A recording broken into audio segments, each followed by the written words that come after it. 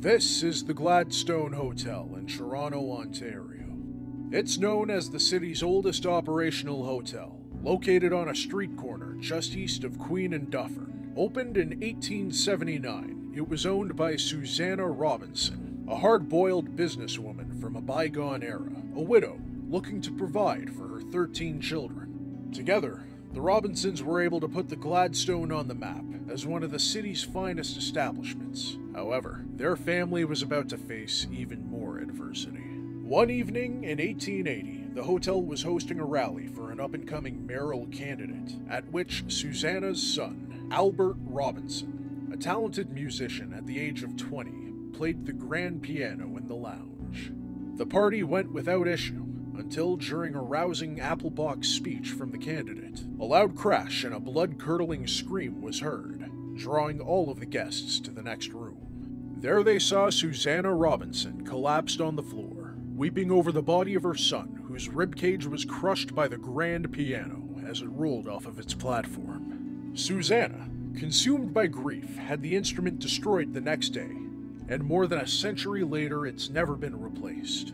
However, not infrequently, guests and staff members have reported the eerie sound of a piano being played in the downstairs lounge, sometimes heard throughout the entire hotel, always too distant and disjointed to be sure if the notes were even real. It's believed that these people tuned into the tortured soul of Albert Robinson, better known today as the Piano Man of the Gladstone Hotel.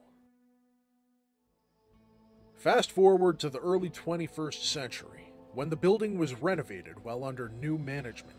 It was behind these ancient walls that builders discovered an Otis elevator, hand-operated and original to the building, seemingly covered over decades ago.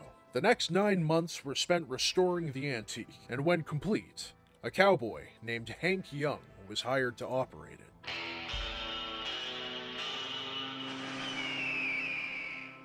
Young quickly became a legendary figure in the community, known to many as a bearded raconteur with rugged charm and the voice of an angel. He passed in 2009, and his memorial service was held in this very hotel.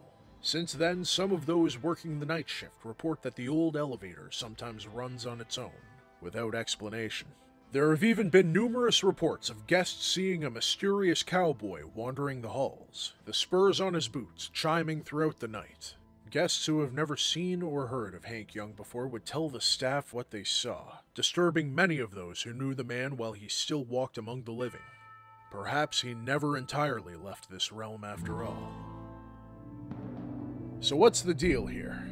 Are these tales of paranormal encounters rooted in truth? Could the Piano Man still play his phantom keys in the downstairs lounge from time to time? Could the Gladstone Cowboy to this very day be roaming the halls of his final workplace? And what's the spiritual significance of this building? Why is it that souls seem to be drawn or tethered to the Gladstone Hotel? Only time will tell.